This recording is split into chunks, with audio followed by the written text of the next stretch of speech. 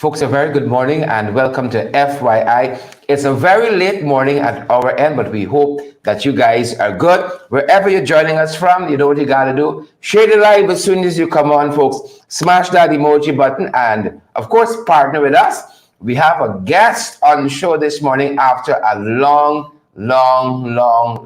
time. We haven't had a live guest and co-host this morning. So I welcome my co-host this morning, folks. Is the one and only one of my favorite people, MP Tabitha Stabroek. MP, a very good morning. Good morning, Sherrod. How are you? Good morning to your viewers. It's good to be on this morning. Well, it's good to have company. I saw that you were looking lonely, so I decided I should come and accompany you. I am very grateful, folks. A very good morning to all of you, wherever you all are joining us from this morning.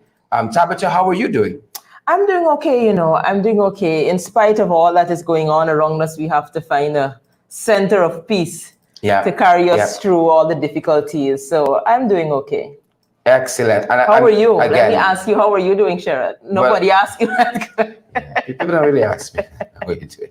How are you doing? Once you show up, but I know these folks at this end got me. I know they got me. So folks, again, welcome to each and every one of you, wherever you guys are joining us from this morning. We are happy. We are delighted that you all are here with us.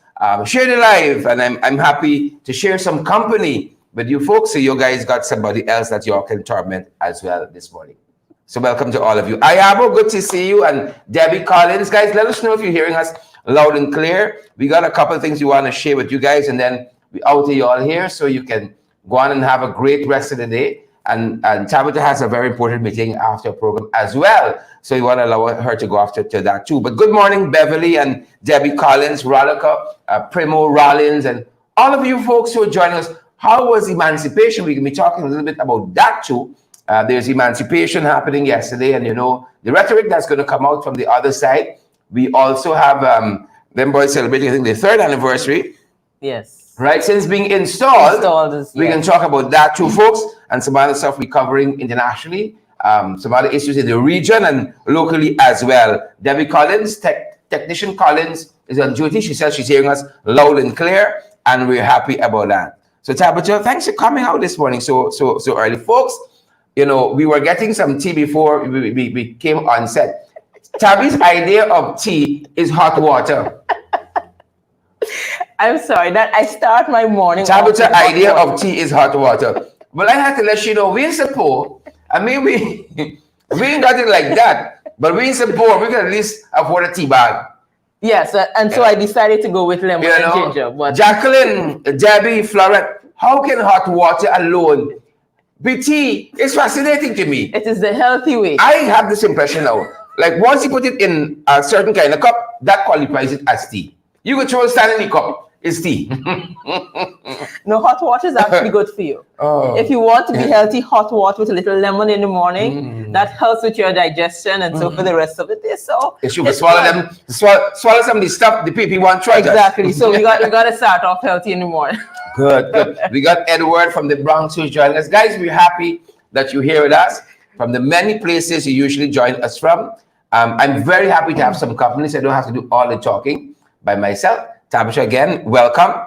Gwyneth says, good morning, Tabitha. Good morning, Gwyneth. Good morning, everyone. It's really good to be here. Yeah. It's good to have company here too. And not just these moderation people we got to deal with every morning. It's good to have other folks, some other folks with me. Folks, wherever you're joining us from this morning, share the live. We're going to be on for a little bit before we let Tabitha run off to her meeting. We're trying to make sure that we are shared at our end too. So forgive us where that is concerned. We got quite a bit of information we're going to share with you guys this morning. That being said, folks, do what you got to do. We're waiting on you guys before we get to going. So good to have all of you here with us. Like we've said, and lots of you joining us from the various places that you are joining us from. We got with us this morning Sharon Eastman, Flora Jacobs Ward, we see you there. Jolly and Monica Jones. Warren, Long Island. Warren, we'll see you in a couple of days, eh? Please, so make the time. Yolanda, good to see you as well. And all the other folks who are joining us this morning, we're happy that you folks are here, and we're ensuring that we are shared to all the right places as well, guys, and that's why my eyes looking all over the place. Apologies. You see someone agrees with me? Hot water with a slice of lemon in the morning is the right way to go. Thank you very much for that. Poverty business. We're not having it. We got oil now. We got oil now. And we can talk about that because Stabroek News this morning had a couple of things to talk about oil as well. You know, Stabroek News in their editorial this morning, and we can talk about that because it coincides. They wrote a very nice editorial for the PPP on their third anniversary. A very nice editorial. So good to see you, Stacey and Stoll, and I see Van Classic is here, and Glenn Wosley is here too, and all the other folks joining us. Bella Mona, good to see you guys this morning. Guys, you all can't imagine how relieved I feel just to have some comments. So Tapta, you just jump in anytime. I want to do less talking. I can just listen this morning. I want to ask you a question. How did you spend your emancipation, Sharon? Oh, I had a very quiet day. I was in Berbice a part of the day. My wife likes to be in Berbice with her family, so I've been abandoned for the longest while. Her vacation, I know she's listening to me this morning, started very early, about 2 months ago. Okay. Her July-August vacation started about 3 months ago, so she's been there.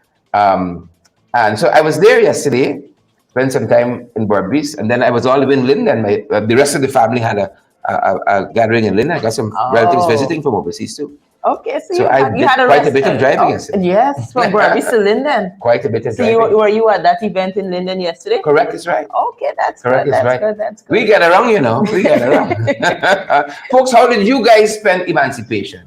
Please let us know. Ainsworth, Mason, we see you there, Ainsworth, and I see Yvette Price and Pauline Theg and all the other folks joining us this morning. Where are you coming in from? Share the live.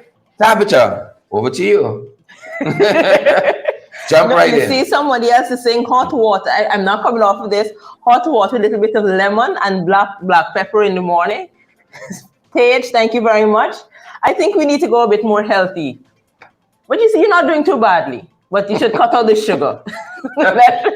less sugar in the morning is good. I tend to agree with you. So guys, again, it's very good having Tabitha here. And maybe we get into some of what, since we're already late, some of what's happening in the morning papers. And I'm trying to switch around my tea and move some other stuff around the place. So what's happening in the morning papers. Guys, we're bringing you in from some of what we're picking up internationally. We can touch on this year two in the region, and then we come back in the 592. So let's start there, folks. And some of that has to do with, first up, in terms of internationally, first up, you all know Trump is the gift that keeps on giving. Let's see if I touch this, it should move. But I didn't want to move this morning. Trump is one of those gifts that keep on giving. Another indictment for Trump. And this one specifically to do with the elections. To do with the elections. Yes, and when I saw it, I was like, how many indictments will he have to as many as needed. It is ridiculous, but I think on the one side, it's the case that the system is trying to do what is best for the country. Mm-hmm. But then there's the other side of it. I don't know if people are following. Is the fact that his followership has increased. When you look at the persons who were shaping up to run for the elections on the Republican side, he is on top of all of the poll numbers. Mm-hmm. So it's interesting that it seems with more indictments, he seems to be gaining more followers. I'm not sure how that is going to play out at the end of it all for the Republic when they have their convention and they make a determination as to who would be their candidate for the next elections. Yeah, so they may have somebody in jail that will be running for president at the rate they're going. I love Trump. You know why? Because with Trump, you're gonna never have a boring day. With Trump, you guarantee action. With Trump, you know, that's a big difference here. And he is really the gift that keeps on giving. You know, Trump is a kind of a content creator's dream. Every day, it's like here fun. Every day is something. But every day is something. I was just thinking that it's just like the ones that we have here. Every day is something. But at the end of the day, on a serious note, it is really troubling. Because the news basically says that the Constitution doesn't speak to whether or not somebody who is indicted or is charged can run for elections. and become president of the United States. So it's where exactly is this going to end up if so much of the country is still following him, given everything that has come out in public about what he has done, all of the secret files that he had in his backyard, and also now that he's been indicted as it relates to the election. So we see where this goes. This indictment is another issue that Trump has to deal with, that his lawyers have to deal with. And I think he is going to keep pushing to basically say that the entire system is against him and don't like him because of all the good things that he was doing when he was in government. And so he will keep his followership, and even it may grow. So it's whether we'll see how this unfolds in the future. But it doesn't really fare well as far as I'm concerned, because if you have somebody who seems to be so almost, I don't want to say crazy, but at this particular helm in the United States, and seem to not be losing any followership, then anything is possible. Anything is possible in this world. If Trump could become president again, then why not Irfan? Yeah, I hope not. Like I had enough. I love it. I love the chaos. I love the confusion. But it's only so much. 5 years is good. 5 years is good, and then we need to do something. I agree with you 100%. So we need to do something. So there is Trump happening internationally, folks. And Tessa Isaacs, James Andy says that Trump still got some more charges coming. Imagine that. More investigation. Imagine 5 years. He has produced so much litigation. Imagine where we're going with this. Yeah. So much litigation. So, folks, that's happening on the Trump front. And we know some of y'all are Trump supporters don't hide. Like, we know we got some people watching us right now, but that's okay, folks. We good like that, for this democracy that we purport to have. We need all of the voices. We need all of the voices, and that's one of the things we're covering internationally. Regionally, we got some issues as well to happen. Yes, well, there are a couple of things happening in Trinidad regionally. There is, first of all, the officers of the Western Division of the Gang and Intelligence Unit found a lot of ammo, ammunition, firearms in the Cuthbert Circular. There was some information that they received, and they went in and they found a lot of ammunition there. So they're now trying to figure out, it's an environment where a lot of drug runnings happen.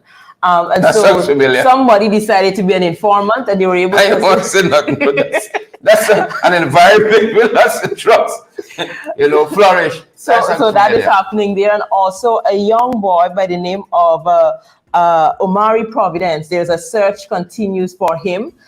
He's presumed to have drowned on Sunday. So sincere condolences to the family of Omari Providence there in Trinidad and Tobago. So a lot of things are happening in Trinidad, a lot of violence. You see a lot of crime, a lot of death.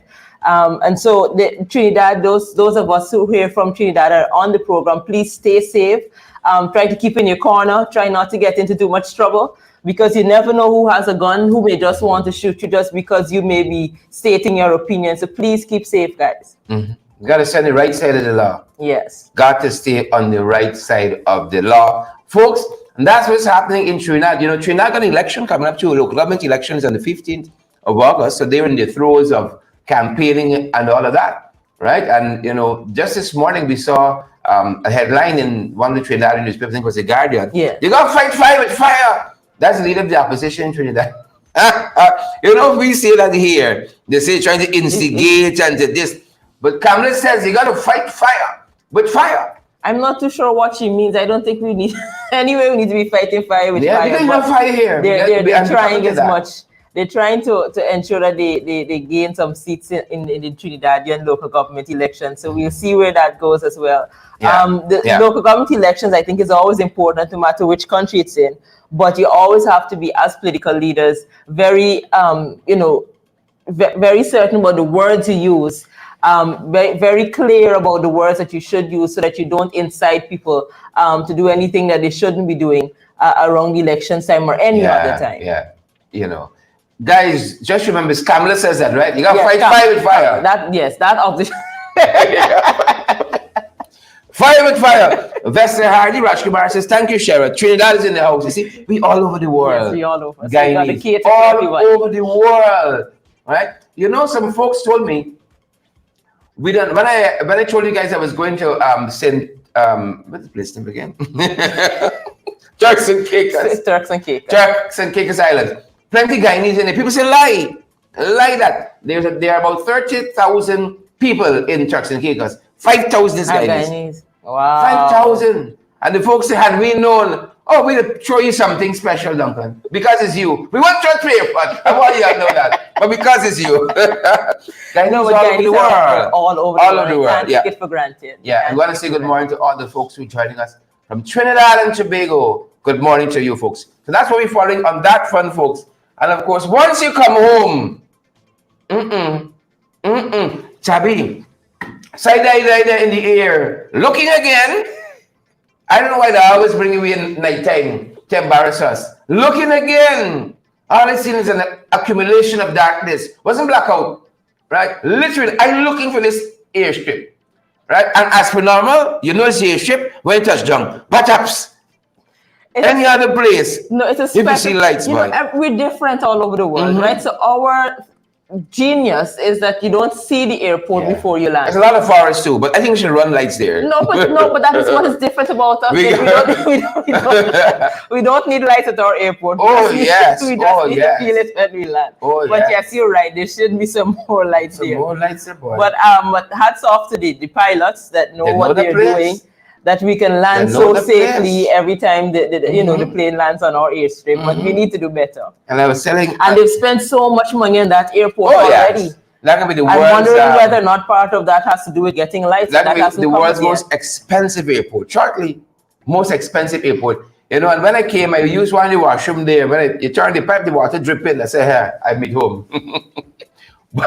Welcome home. I have arrived. Donna, we see you've come to, and Gil Adcock.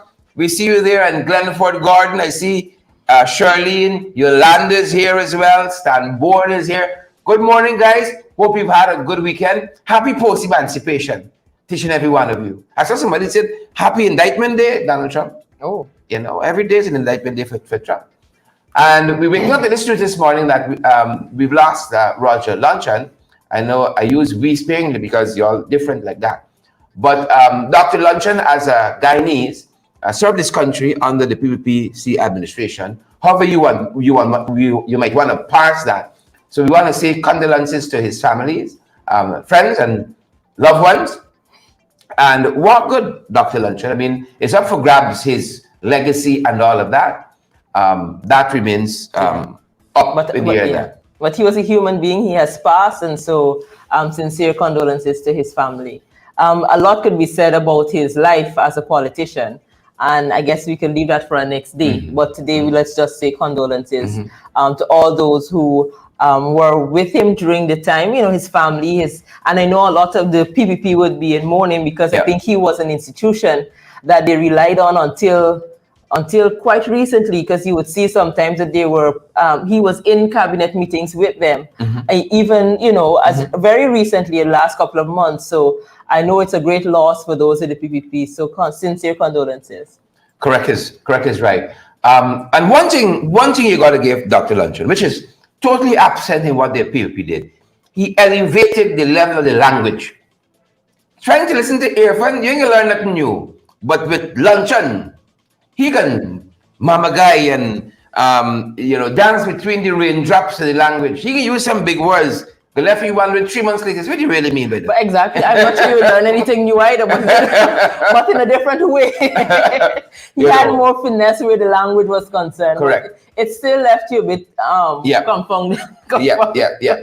Yeah. But now, you ain't learning nothing. At least you could say a lot of big words. Yes, that is true. You can go to the dictionary box too. Back to see what this thing mean. But these Jacobats, these neophytes, nothing. Rapper. Yeah, and we'll come to that just now. Yeah. They came out.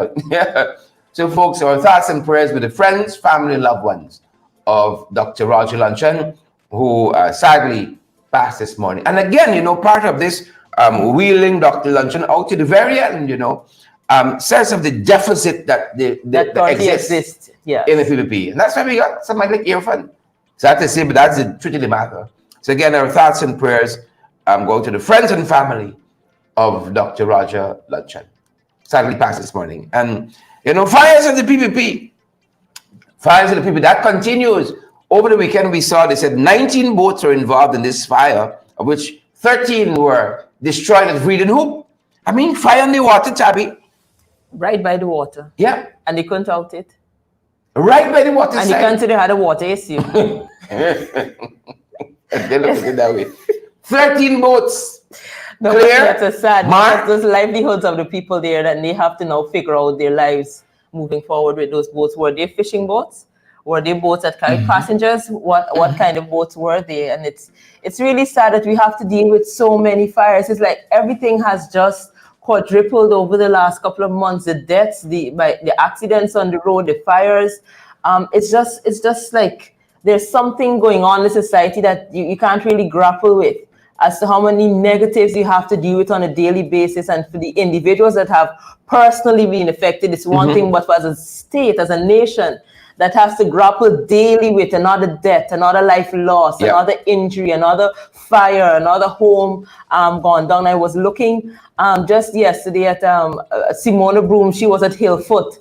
And you know, some of the persons from the United States were there with her, and there was someone of the children's birthday, and they were carrying some stuff for them. And it was so saddening, the amount of of sadness in the society at different levels. Persons who are left in such vulnerable states for different reasons. And I think we need to find a way to get ourselves out of the conundrum that we find ourselves in as a society, because it's very sad. It's very sad. Yes, the fires is another example of that. We have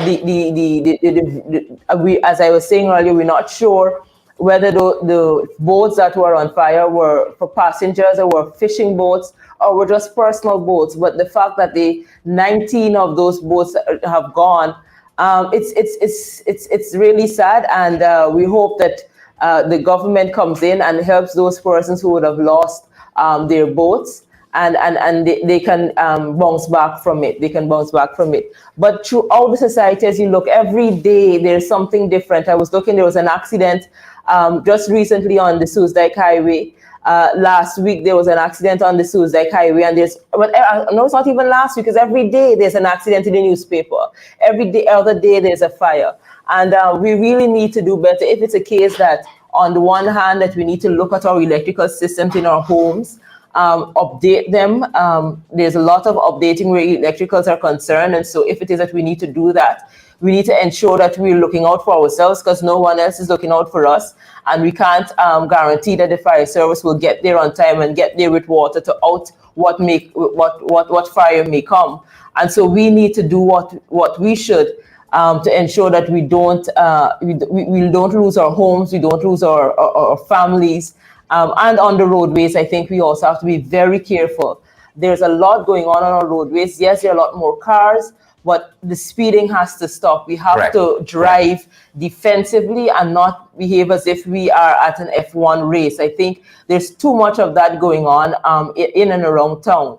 And I'm hoping that any of us that are listening right now, that we take heed to the realization that there are way too many accidents on our roadways, and we try our best to reduce that by, in of ourselves, when we are on the roadway, drive carefully and not drive as if it's we're racing and on the F1. Yeah.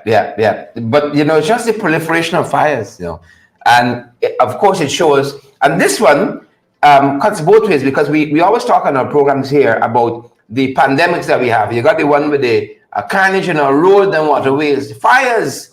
It's such a 2x4 country we be living in, and the proliferation of fires. And you got both here now. It's waterways plus fire. Who knew? 13 boats, they said, completely destroyed. 19 were involved in this fire here at Breeden Hoop, and they're still looking for the origins of the fire. So there's where we are on that, I saw Neon Harding is saying that we should suspend the driver's license of the reckless drivers. Yeah. And no doubt, Tabby, in very short order, you will see a lot of money being doled out to these folks. But people who, your house destroyed by some freak storm or something like that, some hardship you might have, You know, you heard from me for coming so quickly. The Hillfoot is a perfect example. Yeah. Those, how many children are there just under a tent for the last couple of weeks, almost a month or so now.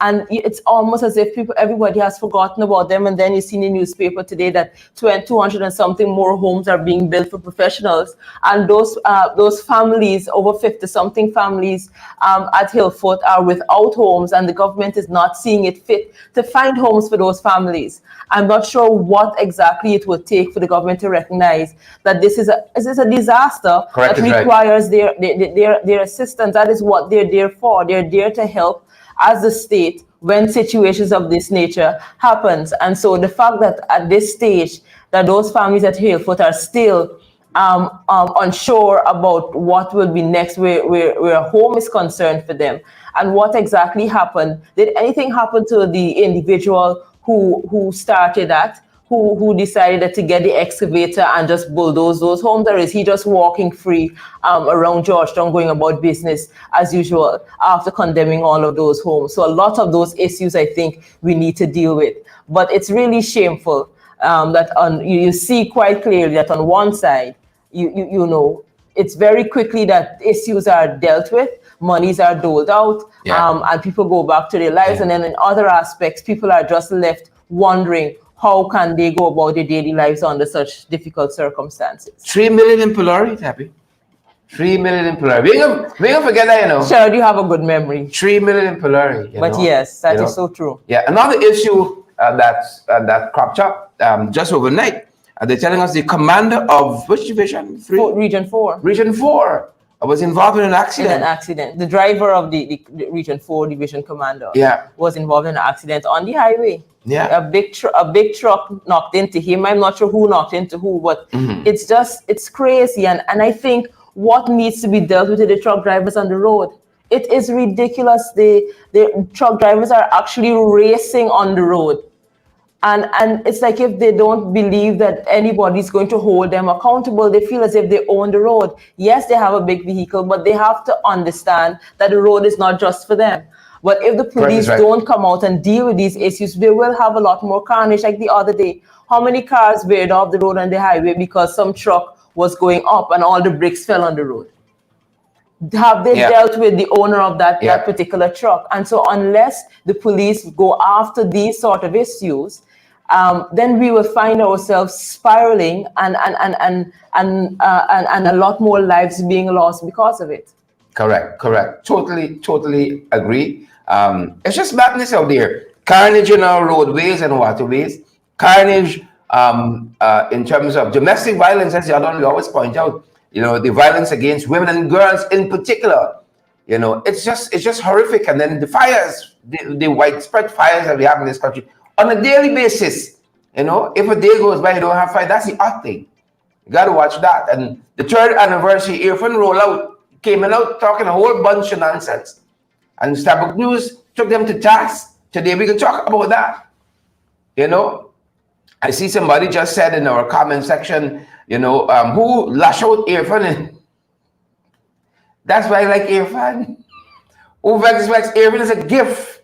You just got to know how to treat with him, Tappy. He's a gift that keeps on giving. I don't know, did you listen to his Not much of it. I caught it in bits and pieces. You know, I think he was saying that, I don't know, you might capture better. I don't know. I was listening to him. I wasn't paying attention, I must admit. But I'm not sure. You were hearing him. You were listening. I was hearing him. But I was trying to figure out on this 3rd anniversary, after everything that happened in the last couple of months, what could he be so happy about? It's like you should at some point recognize that you're going in the wrong direction. Yeah.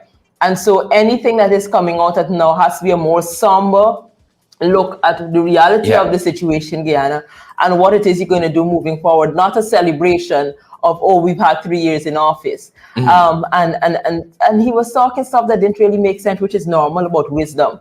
But we could get into it a bit more in depth a bit later. But 3 years, I think for us as Guyanese, we recognize that the installed regime has done nothing in totality that would help Guyanese people move forward. And so it's really nothing to celebrate. Nothing to shout about. But let's backtrack for a second and talk about this whole emancipation message. Basically saying that Afro-Guyanese are being empowered and will not be left by the wayside or marginalized, all are involved in this one Guyana. And you and I know, folks, that is as far from the truth as could be. And I don't sometimes like to just take the word of Guyanese who live here, but you ask Guyanese who are visiting here how they feel, the systems that they engage in, and where we are we further along than we were before 3 years ago? And they will tell you the awful truth. Look at that nurse visiting home. What's her name? Just land. One day she here. Them boys running by she clean shop. One day she's here. Crime in this country like you've never seen it before. Out of hand. What Robson doing? What is Robson doing? And even before we go there, Nigel Hughes put together that fantastic piece of research about who's getting what in this country, where the contracts going, where the oil money being doled out to is going. Yeah, but according to Irfan, once we speak about that, we are just inciting divisiveness in the nation.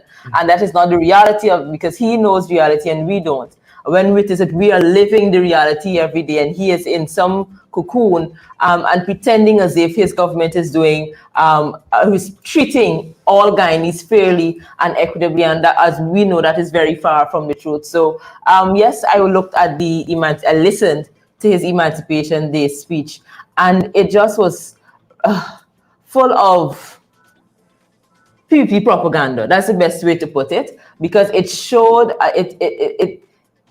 when you're president of a country, there is some, as I was saying before, there has to be some recognition of where you may not be going right.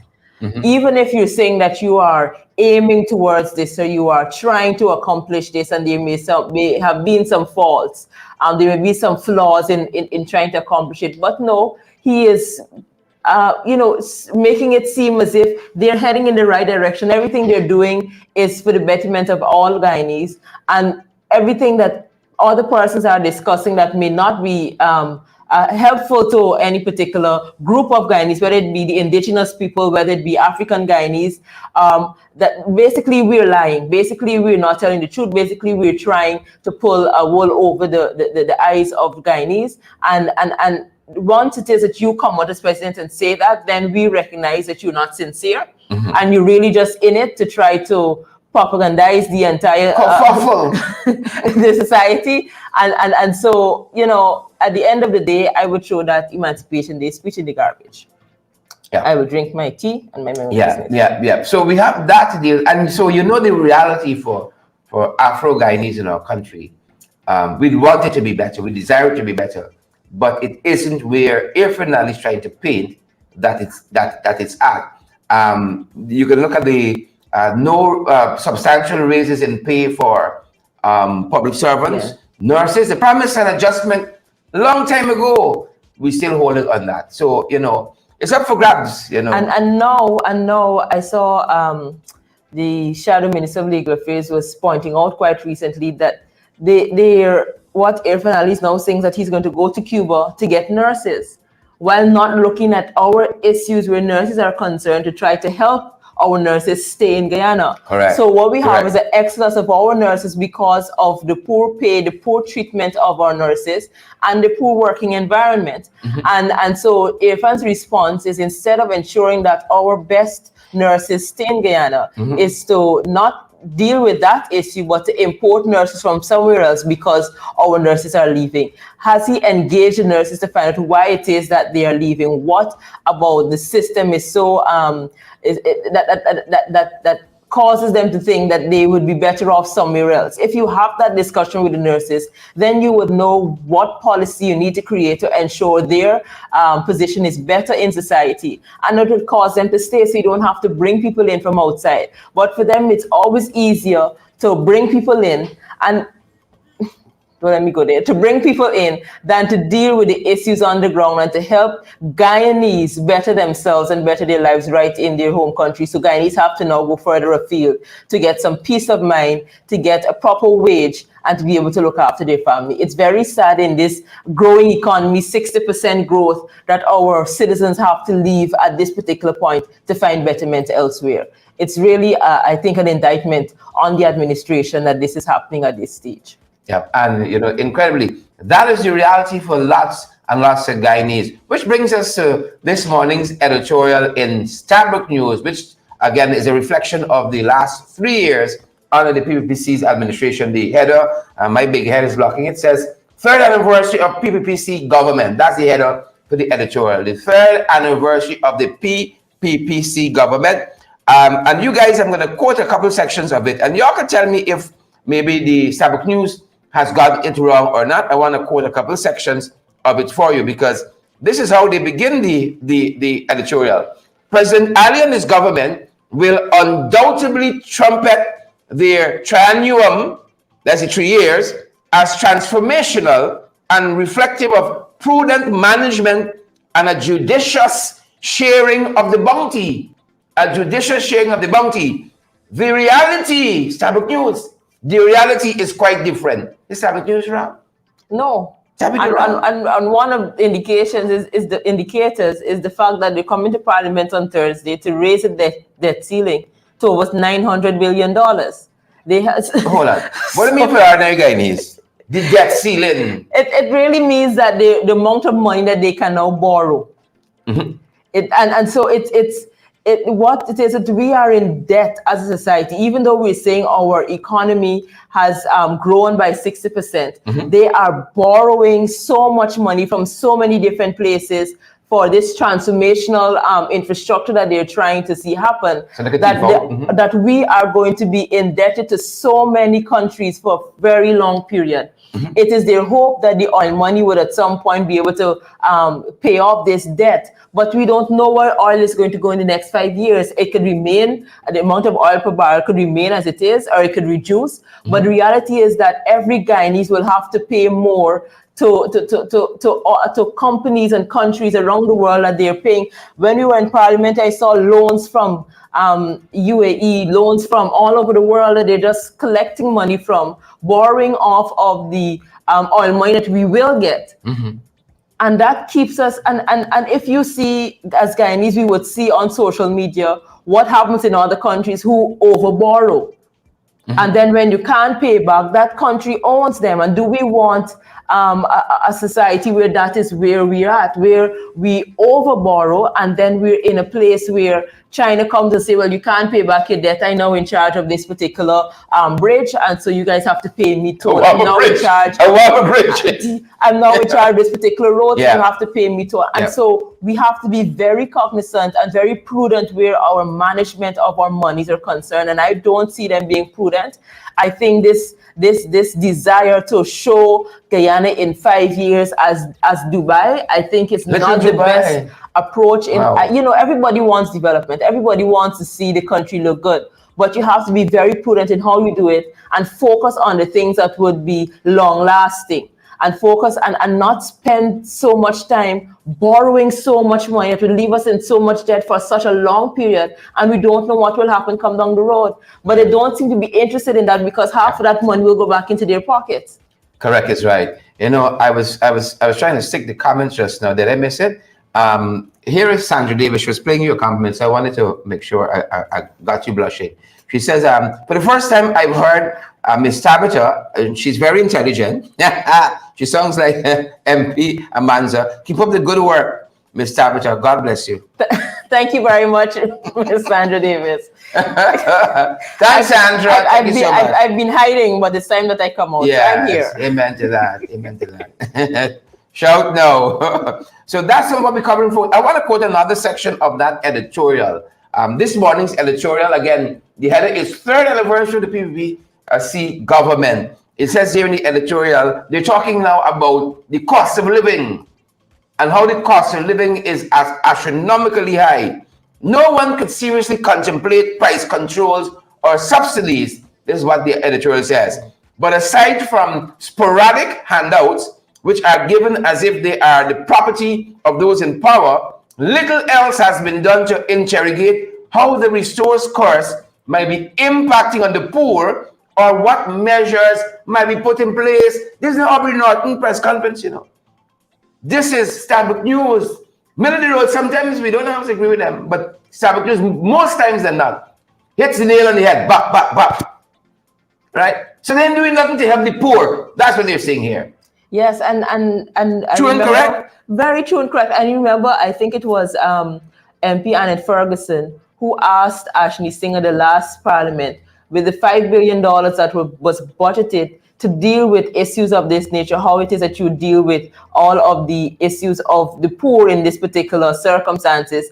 And he has not used any of that money. So is it a case that they are not, well, obviously it is a case that they are not dealing with issues of how what is we call inflation, whatever is happening in the economy that is negative affects the poor, affects the working class, and what it is that the government can do to assist in that particular issue. I think, Sherrod, anybody that goes into the supermarket knows that things have raised.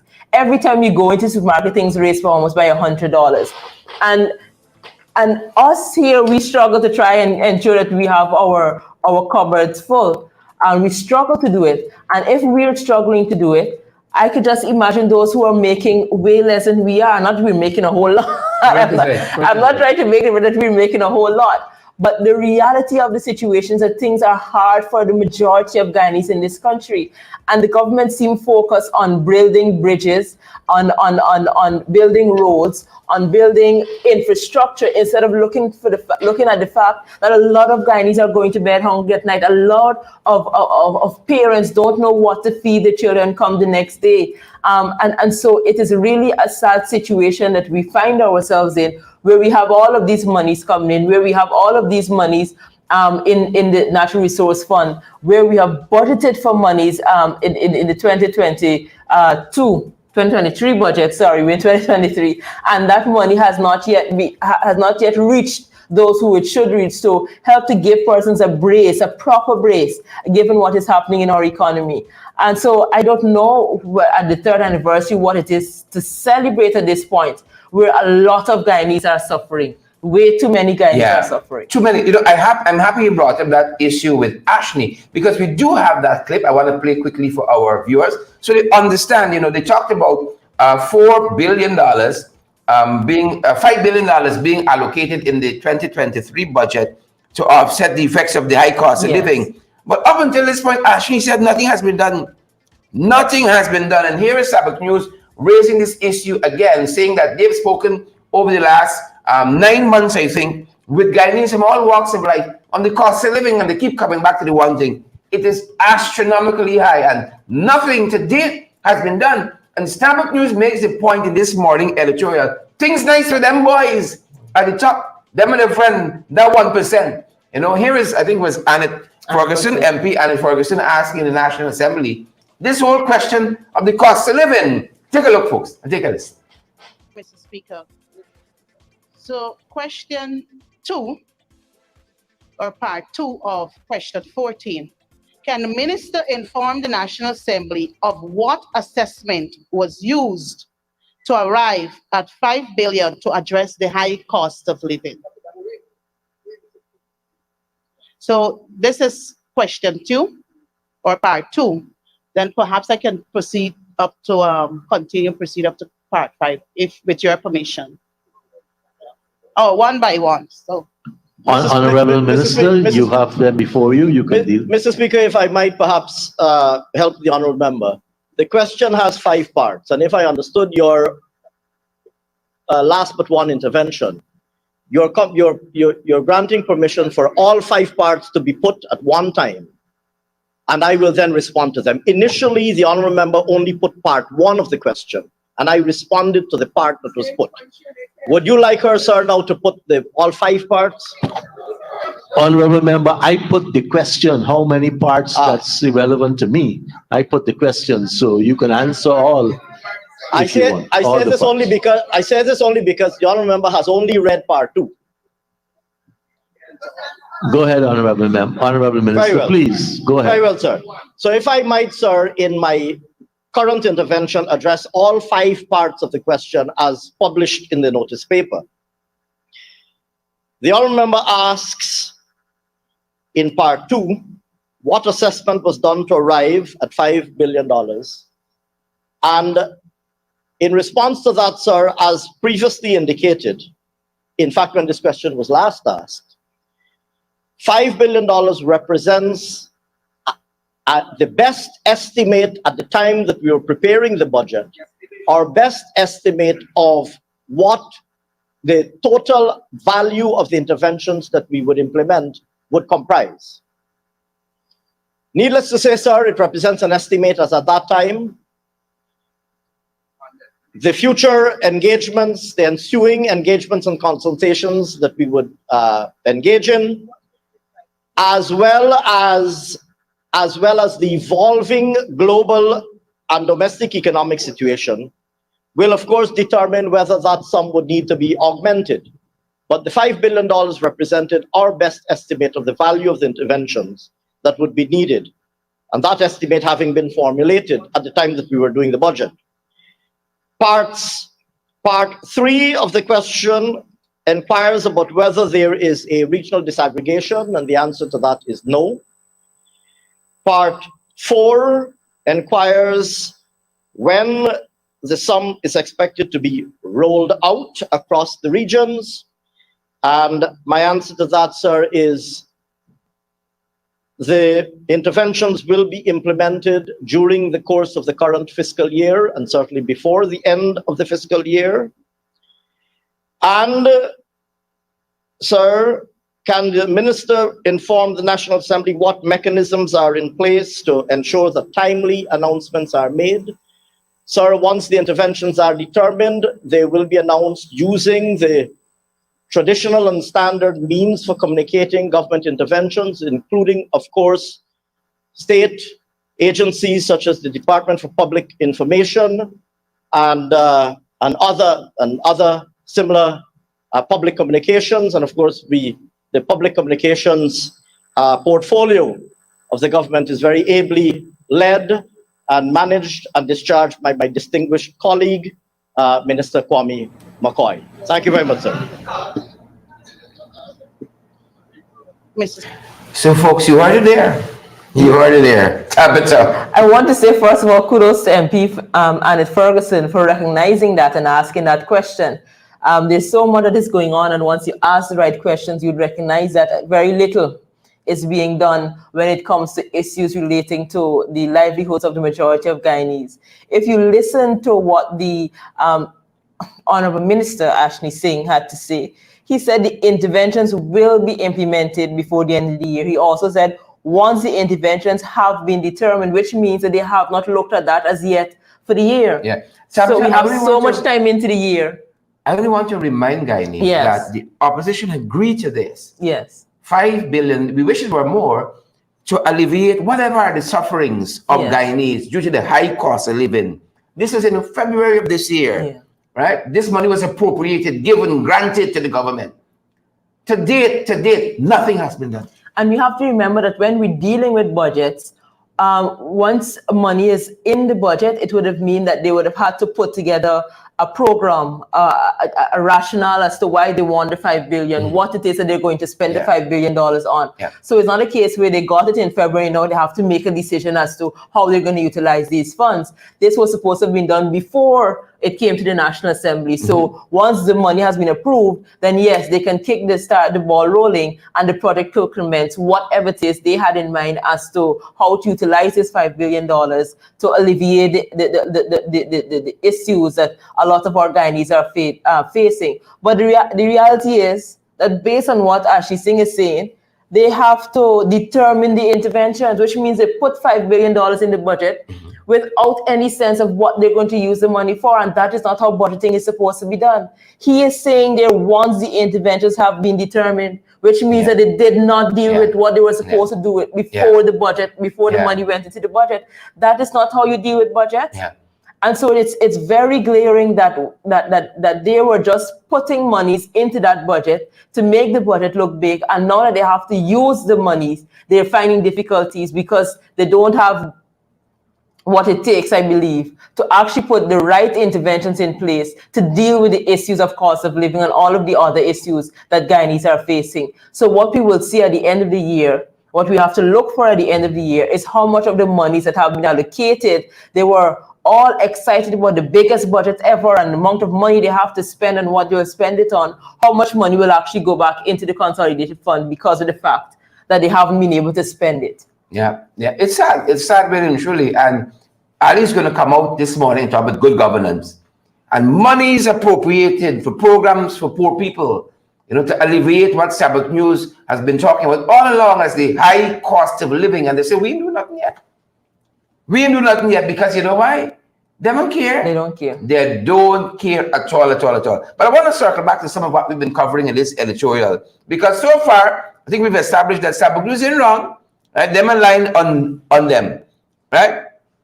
Again, here in this editorial, they're talking about how the government now seems to be more of a partner with ExxonMobil as against a regulator. Stabroek News talked about how, okay, they might have gotten a bad deal. You claim you got a bad deal by APNU, AFC, and all that. But you've had time to change it. But not only have you not changed a word of the contract, right? You're opening new areas now in the oil and gas fields for development for the same terms and conditions. But if you was out the last guy that said they know that, like Donald Trump, y'all are the deal makers. Up to now, they didn't see this great deal that Guyanese have gotten. The quote we have for you from the editorial in this morning's Stabroek News says, the dangerous signal that's being sent, this partnership between government and ExxonMobil, where the EPA has been neutered and the Ministry of Natural Resources has been neutered. The dangerous signal that is being sent is that ExxonMobil, its partner and its prime contractor, have a friend in government rather than a policy setter with a potent regulatory and enforcement arm. Stabroek News this morning on the 3rd anniversary of the PP government. Yes, and Guyanese, I think, know this, but it is fitting to state that ExxonMobil has its interest.